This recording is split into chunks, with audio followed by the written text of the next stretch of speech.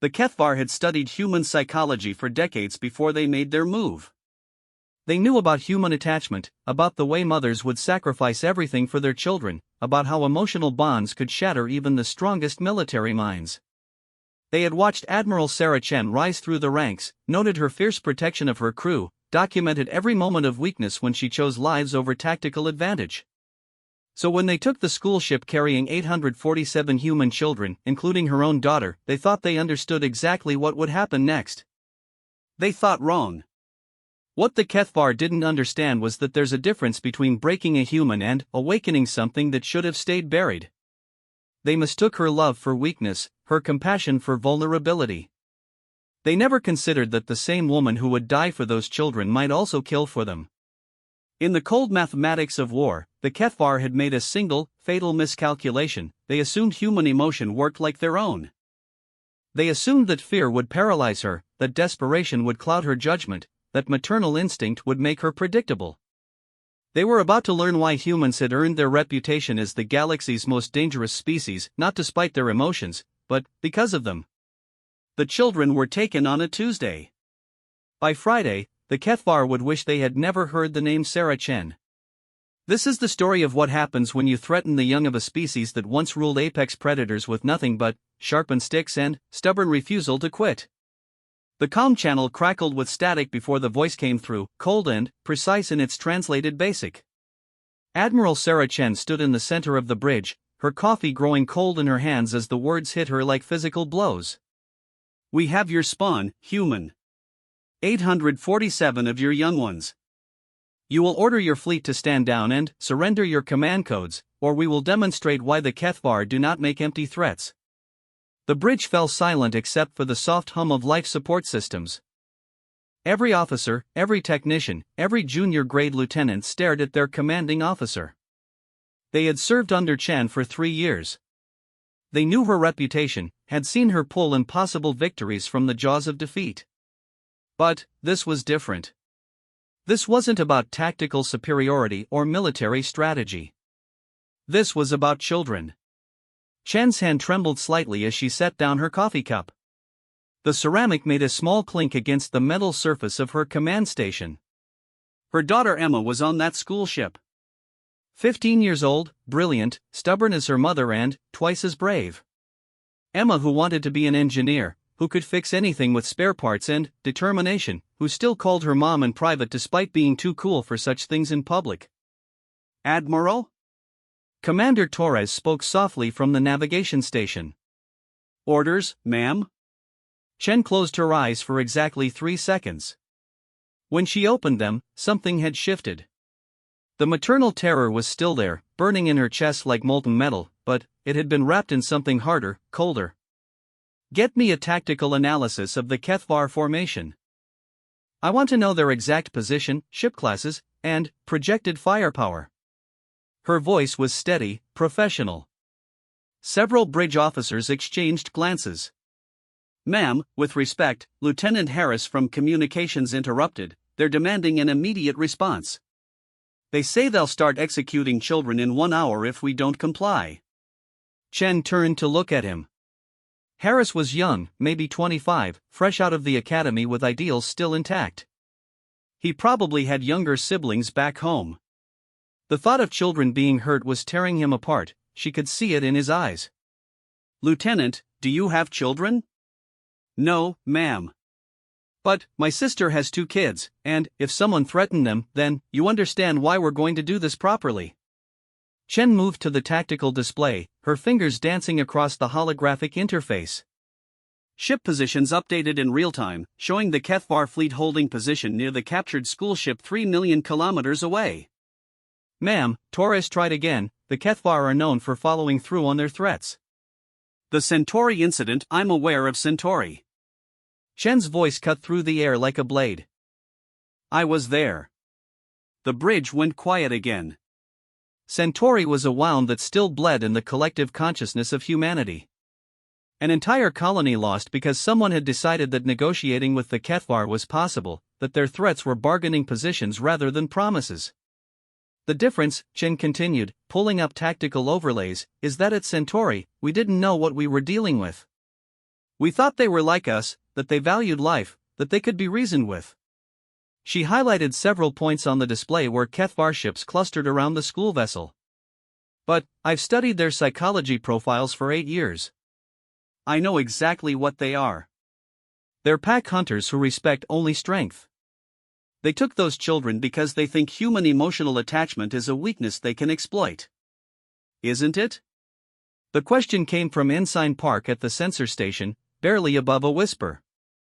Chen smiled, and several people on the bridge took an unconscious step backward. It wasn't a pleasant expression. No, Ensign. It's a weapon they don't understand how to use.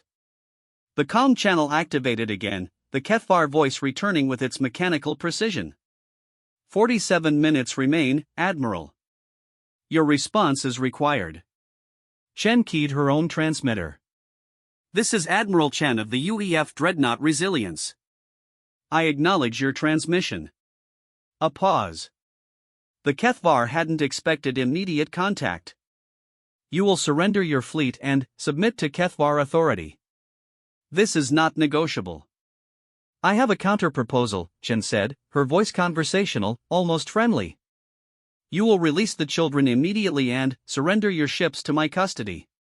You have 46 minutes to comply.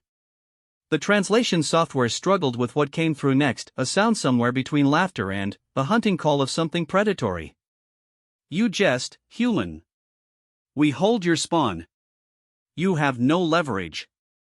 On the contrary, Chen replied, gesturing to Lieutenant Commander Singh at the weapons station. I have exactly the leverage I need. You see, you've made a fundamental error in your understanding of human psychology. She nodded to Singh, who began powering up the ship's primary weapons array. The bridge hummed with increasing energy as massive railgun batteries and plasma projectors came online. You think our love for our children makes us weak. You think it makes us predictable, controllable. But, you've got it backward. Our love for our children doesn't make us weak, it makes us absolutely fucking terrifying. The profanity hung in the air like a declaration of war. Several junior officers straightened at their stations. You cannot threaten us, the Kethvar responded. Harm us, and your spawn die. No, Chen said quietly, harm my daughter, and your entire species becomes extinct. She cut the transmission and turned to face her bridge crew. Every eye was on her, some wide with shock, others beginning to kindle with the same cold fire she felt burning in her chest. Ma'am, Torres said carefully, what are your orders? Chen walked to the center of the bridge, her hands clasped behind her back. We're going to save those children. All of them.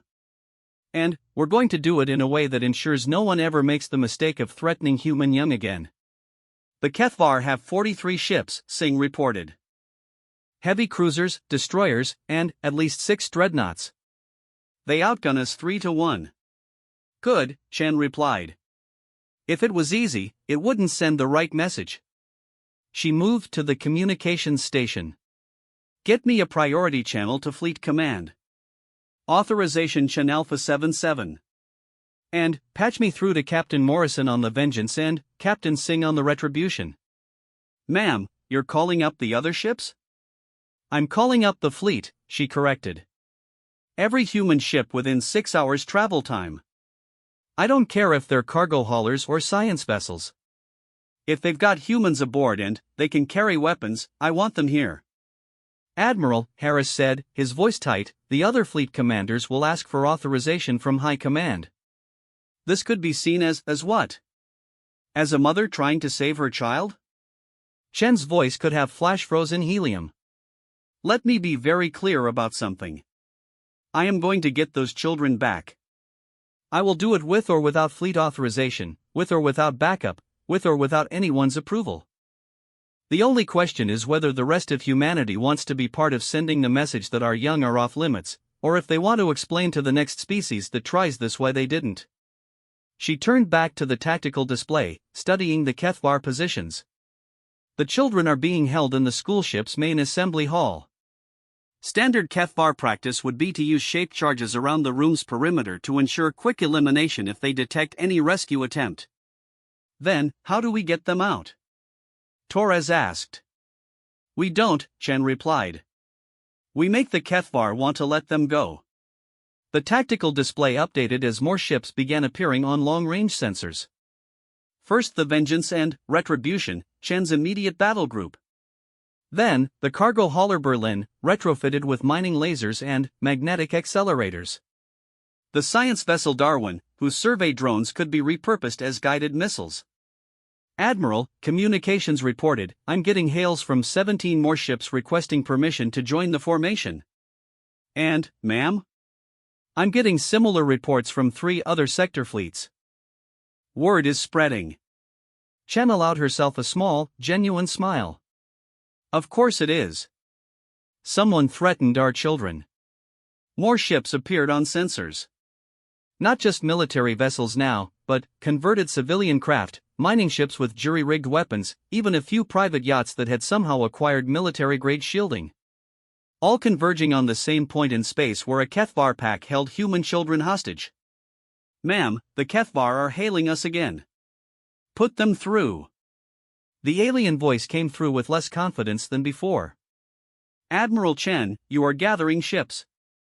This is unacceptable. We will begin executing your spawn if you do not disperse your fleet. I'm sorry, Chen replied, but I think you misunderstood our earlier conversation. You don't give me orders. You have 37 minutes to release the children and surrender. After that, I'm going to show you why humans don't negotiate with people who threaten our young. She paused, watching the tactical display as more ships continued to arrive. 43 now. 56. 71. You should know, she continued, that I've been thinking about our conversation. About leverage and what it means to threaten someone's child. And I've realized something important. The Kethvar said nothing, but the channel remained open. You think taking hostages gives you power over me. But you've got it exactly backward. You haven't given yourself leverage, you've eliminated mine. You see, as long as my daughter was safe, I had to follow rules. I had to consider political implications, collateral damage, interspecies relations. I had to be responsible. The weapons array powered up further, and the bridge lights dimmed slightly as more power was diverted to the military systems. But now? Now my daughter is in danger, and the rules don't apply anymore. You haven't made me weak, you've set me free. Chen closed the channel and turned to her assembled crew. Around the bridge, junior officers and veterans alike looked at her with expressions ranging from awed terror to grim determination. 36 minutes, she said quietly. And then, we remind the galaxy why you don't threaten human children. Outside the viewports, more ships continued to arrive, their running lights creating new constellations in the darkness of space. Each one carried humans who had heard the call and come running, not because of duty or orders, but because someone had threatened their young. The Kethvar had wanted to see what human emotion could accomplish. They were about to find out. The impromptu fleet now numbered 117 ships.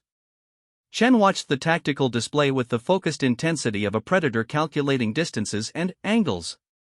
What had started as her small battle group had become something unprecedented in human military history, not an organized fleet response, but a spontaneous gathering of anyone who could mount weapons and reach the coordinates.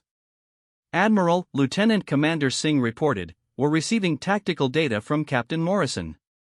The Kethvar have repositioned their dreadnoughts in a defensive sphere around the schoolship. Chen nodded absently, her fingers tracing patterns across the holographic interface. Expected. They're starting to realize this isn't going according to their script. Ma'am, we have an incoming transmission from Fleet Admiral Rodriguez at High Command. Not now. Ma'am, he's ordering you to stand down and return to base for debriefing. He says the diplomatic corps is handling the situation. Chen's hand paused over the display. Around the bridge, her crew waited in tense silence. They all knew what a direct order from high command meant, and they all knew what ignoring it would mean for their careers.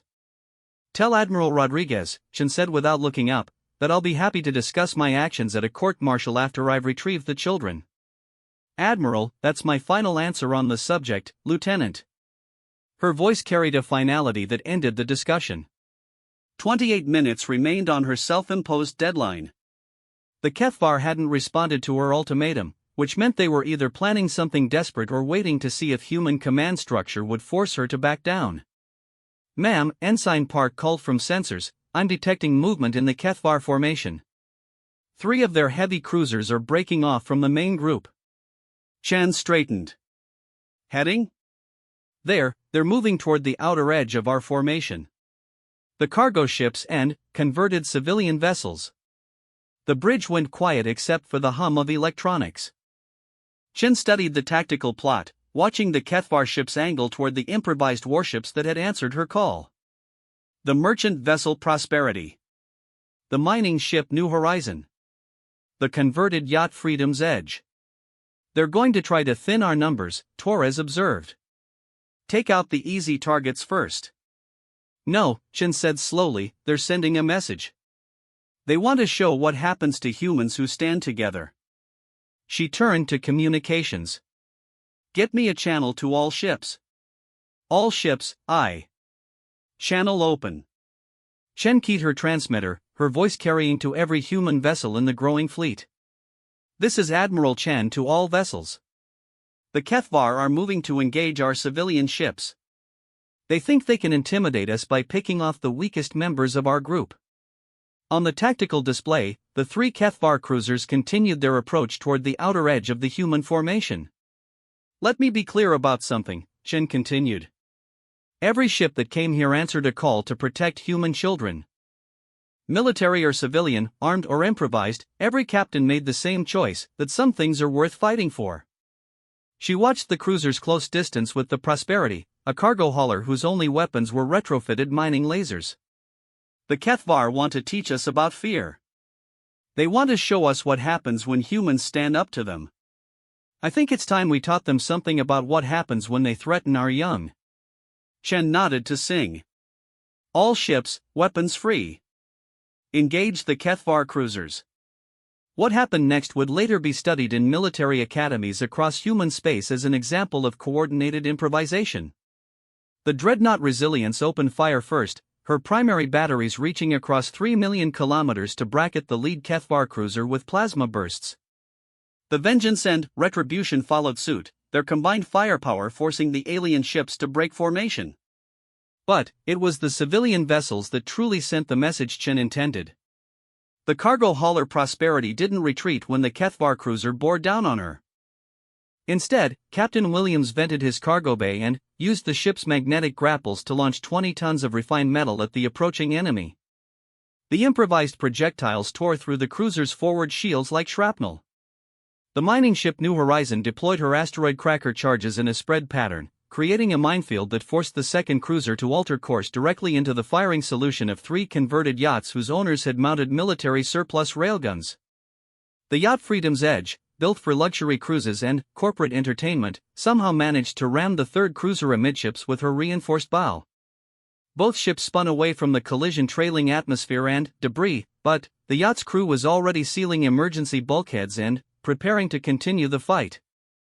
"Sweet Mother of God," someone whispered on the bridge. Chen watched the tactical display with grim satisfaction.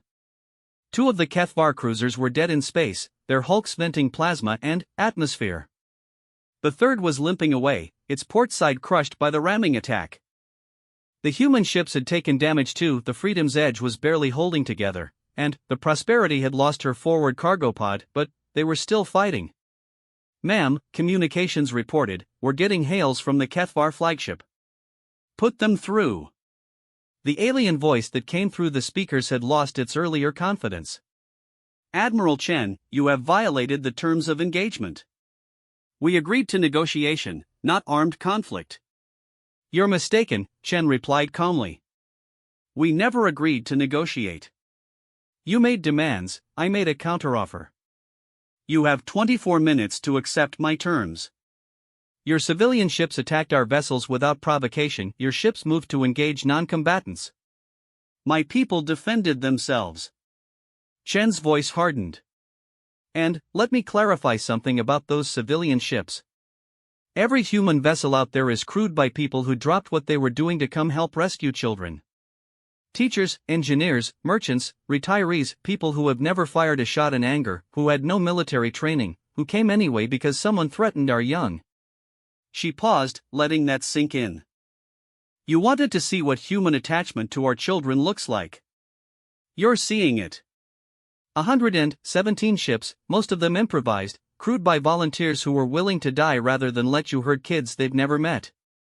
The channel went quiet for a long moment. This is not how civilized species conduct warfare, the HFY finally responded.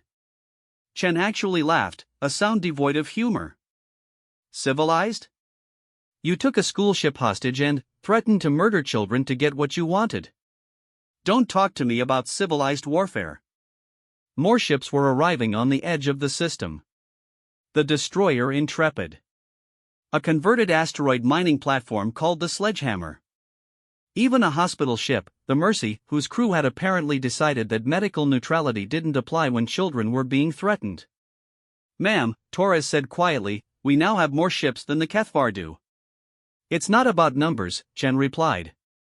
It never was. She opened the channel again. I want you to understand something about what you've accomplished here. You took human children hostage to force our compliance. Instead, you've created the largest gathering of armed human vessels in our history. Ships are still arriving from across the sector, and every one of them is crewed by people who came here for the same reason. On the tactical display, the HFY formation was tightening around the school ship. They were beginning to realize that their strategic position was rapidly deteriorating. 22 minutes, Chen continued. And here's what's going to happen when that timer reaches 0. I'm going to order every ship in this fleet to open fire simultaneously. Not at your fleet, not at your strategic positions, but at every single one of your ships at once. You cannot risk hitting the school ship. I'm not going to hit the school ship, Chen interrupted. I'm going to turn your entire fleet into debris and, then, pick the children up from the wreckage. Some of my people might die in the process. Hell, some of them have already died. But that's what humans do when you threaten our young. We accept losses that would break other species because the alternative is unacceptable. She gestured to Singh, who began uploading targeting data to the fleet. On the tactical display, firing solutions appeared for every HFY vessel, distributed across the human ships with overlapping coverage to ensure no alien ship could escape. You see, you made a fundamental miscalculation about human psychology. You thought our emotional attachment to our children was a vulnerability you could exploit. But our children aren't our weakness, they're what we're willing to die for. The bridge crew worked in focused silence, coordinating target assignments and weapon loadouts across more than 100 ships. Some of those vessels were barely holding together, crewed by people who had never seen combat. But every one of them was ready to fire when the order came. 18 minutes, Chen announced. And I want you to remember something. Every ship you're looking at on your sensors represents humans who came here voluntarily. No one ordered them to risk their lives. No one commanded them to fight. They came because someone threatened human children, and that's not something we negotiate about. Through the viewports, the improvised fleet spread across space like a constellation of vengeance. Running lights and weapons arrays created patterns of light that had never existed before and might never exist again, the visible manifestation of an entire species' protective instinct focused on a single point. You wanted to test human resolve, Chen said into the comm channel. Congratulations. You've succeeded beyond your wildest expectations. The tactical display showed HFY ships beginning to move within their defensive formation. They were finally starting to understand the nature of their miscalculation. 15 minutes, Chen announced to her bridge crew. All ships report ready for coordinated engagement. Ma'am, Lieutenant Harris said, his young voice steady despite the magnitude of what they were about to attempt. What if they call our bluff? Chen turned to look at him, and her expression was answer enough. There's no bluff, Lieutenant. There never was. The final 10 minutes passed in a silence that stretched across 123 ships and tens of thousands of human crew members. Chen stood at her command station, watching the chronometer count down while her impromptu fleet held position around the Kethvar formation. At 5 minutes, the alien flagship tried once more. Admiral Chen, we propose a negotiated settlement. The return of half the children in exchange for your fleet's withdrawal.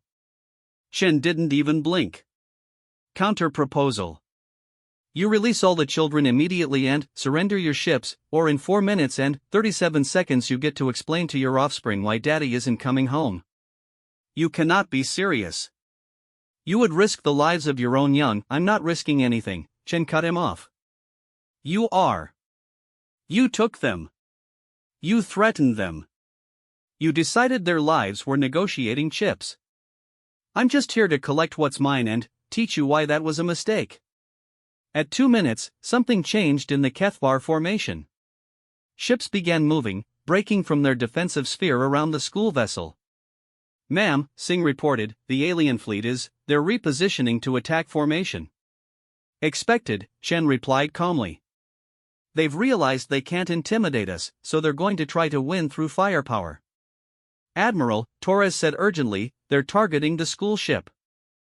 If they can't use it as leverage, they're going to try to destroy it rather than let us rescue the children. Chen's voice was ice cold. How very predictable. She opened the fleet channel. All ships, the Kethvar are preparing to destroy the school vessel rather than release the hostages. Emergency Protocol 7 is now in effect. Around the bridge, her crew exchanged glances. Emergency Protocol 7 didn't exist in any manual. But they understood what it meant. Ma'am, Lieutenant Harris asked, what are your orders? We're going to do something that will either be remembered as the greatest rescue in human history or the worst military disaster, Chen replied. All ships, prepare for close quarters engagement. We're going in. What happened next defied every principle of space warfare that had been developed over 3 centuries of human conflict. Instead of maintaining standoff distances and engaging with long-range weapons, Chen ordered her entire fleet to close distance with the Kethvar formation. The converted cargo hauler Berlin, still missing her forward cargo pod from the earlier engagement, accelerated directly toward the largest Kethvar dreadnought. The mining ship New Horizon deployed her industrial grapples and latched onto a Kethvar destroyer, using her thrusters to drag it away from the school ship. The hospital ship Mercy, her medical base cleared and, converted to fighter launch bays, released dozens of armed shuttles that swarmed the enemy formation like angry hornets. Ma'am, Singh called out, the Kethvar flagship is powering weapons. They're targeting the school ship. Not happening, Chen replied. She turned to the helm. All power to engines. Ramming course for the flagship. Admiral, you heard me. The Resilience, all 2 million tons of her, began accelerating toward the Kethvar command ship. Around them, the improvised human fleet followed suit, each captain making the same impossible decision to risk everything on a coordinated assault that should have been suicide. But the Kethvar had made one final miscalculation. They had assumed that human ships would behave like their own, with predictable tactics, logical positioning, adherence to established patterns of warfare. Instead, they found themselves facing an enemy that seemed to have abandoned all rational behavior. The yacht Freedom's Edge, her hull still buckled from her earlier ramming attack, somehow managed to place herself between the school ship and a Kethvar heavy cruiser. The converted asteroid miner Sledgehammer used her industrial cutting lasers to slice through the weapon arrays of 2 enemy destroyers. Even the science vessel Darwin got into the action, using her survey drones as guided missiles to target Kethvar sensor arrays.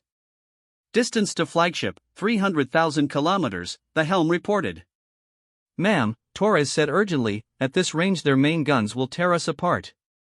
Only if they get the chance to fire, Chen replied. She opened a channel to the Kethvar flagship. This is Admiral Chen. You have 30 seconds to stand down your weapons and release the children, or I'm going to ram this dreadnought down your throat. You're bluffing. You would destroy yourself. Look around you, Shin interrupted. Look at what my people are doing. Does this look like bluffing to you? On the tactical display, the human fleet was tearing into the Kethvar formation with a ferocity that bordered on madness. Ships that had no business in combat were engaging enemy vessels 10 times their size.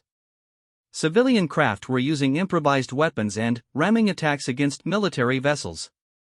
The hospital ship Mercy was providing covering fire for cargo haulers while simultaneously treating casualties from both sides. 200,000 kilometers to flagship, Helm reported. The Kethvar command ship was firing now, her main batteries reaching out toward the approaching dreadnought. Plasma bursts that should have crippled the Resilience were absorbed by her military-grade shields, but Chen could see the power readings fluctuating. They wouldn't survive many more hits. "Ma'am," communications called out, "I'm getting a transmission from the school ship." "Put it through." A young voice came through the speakers, crackling with static but unmistakably human. "Mom? Mom, is that you?" Chen's hand went to her throat. "Emma? "We're okay, Mom. The kids are scared, but we're all okay. The aliens are arguing about something and they keep looking at their displays." The transmission cut off as another plasma burst from the Kethvar flagship overloaded the school ship's communication array. 100,000 kilometers, Helm reported. Chen could see the alien flagship growing larger on the main viewer, her weapon arrays still firing, her hull scarred by impacts from human ships that had gotten close enough to engage at point-blank range. "Ma'am," Singh called out, "I'm reading massive power fluctuations in the Kethvar fleet. Multiple ships are standing down their weapons." "They're surrendering?" "No ma'am, they're breaking off. The entire fleet except for the flagship is withdrawing from the battle zone." Chen stared at the tactical display in amazement. 3/4 of the Kethvar fleet was pulling back, leaving their flagship alone to face the human assault. 50,000 kilometers to target. The Kethvar flagship sent one final transmission, "Admiral Chen, we surrender. We will release the children. Call off your attack." "Too late," Chen replied. "You had your chance to negotiate." 20,000 kilometers. "Ma'am," Torres said quietly, "if you're going to pull up." "I'm not pulling up." 10,000 kilometers. The Kethvar flagship was enormous now, filling the main viewer. Chen could see individual weapon emplacements, sensor arrays, the details of alien hull plating. She could also see that the ship's weapons had gone silent. 5,000 kilometers. "Admiral!" Singh shouted, "They're ejecting the school ship. The children are clear." Chen's hand moved to the helm controls. "Emergency reverse thrust. All stop." The Resilience shuddered as her engines fought against her momentum. Warning lights flashed across the bridge as structural supports strained under the force of deceleration. On the main viewer, the Kethvar flagship grew larger and larger until it seemed certain that they would collide. Then, with barely a kilometer to spare, the human dreadnought came to a stop. The bridge was silent except for the sound of heavy breathing and cooling metal. Chen stared at the Kethvar flagship, so close now that she could see figures moving behind the transparent sections of the alien hull. "Ma'am," communications reported, "the school ship is requesting docking instructions." "All children are accounted for and unharmed." Chen closed her eyes and allowed herself exactly 5 seconds of relief before returning to her duties. "Signal the fleet," she ordered. "Stand down from attack posture but maintain defensive positions. I want those Kethvar ships escorted out of human space." "What about the flagship, ma'am?" Chen looked at the massive alien vessel, so close she could have thrown a wrench at it. "The flagship stays until I've personally confirmed that every child is safe and accounted for." Over the next hour, Chen stood in the docking bay of the Resilience and watched as 847 children filed off the school ship. Teachers, crew members, and young passengers, all of them looking shaken but unharmed. She checked off each name on her personal tablet, hugging the ones who needed it and offering quiet words of reassurance to those who were trying not to cry. Emma was the last one off the ship, and she walked directly to her mother with the determined stride that Chen remembered from when she was 5 years old and had decided to fix the family air recycler with a toy hammer. "Hey Mom," Emma said, as if they had just met for lunch instead of at the end of a battle that could have killed them both. "Hey baby," Chen replied, and pulled her daughter into a hug that lasted approximately forever. When the children had been transferred to medical for evaluation and the school ship had been secured, Chen returned to her bridge to find her crew waiting at attention. Admiral, Torres reported, the Kethvar flagship is requesting permission to depart. Denied, Chen replied. I want to have a conversation with their commander first. 20 minutes later, Chen stood in Shuttle Bay 2 facing a Kethvar delegation. The aliens were tall, reptilian creatures with scales that shifted color based on their emotional state.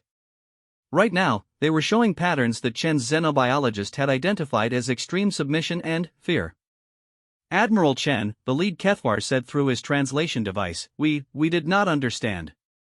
What didn't you understand? We studied your species for years. We observed your bonding behaviors, your protective instincts toward offspring. We believed we had identified an exploitable weakness. Chen nodded. And? We did not realize that human protective instinct extends beyond genetic offspring. The ships that came, most of those humans had no connection to the children we captured. They came anyway. Yes. And they fought with weapons that should not have been effective. Ships that should not have been combat capable. Tactics that violated all rational patterns of warfare. Yes. The Kethvar's scales shifted to patterns that suggested confusion and awe. How is this possible? How does a species evolve such irrational dedication to the welfare of unrelated offspring? Chen considered the question seriously. I think it's because we learned early in our evolution that sometimes the choice isn't between winning and losing.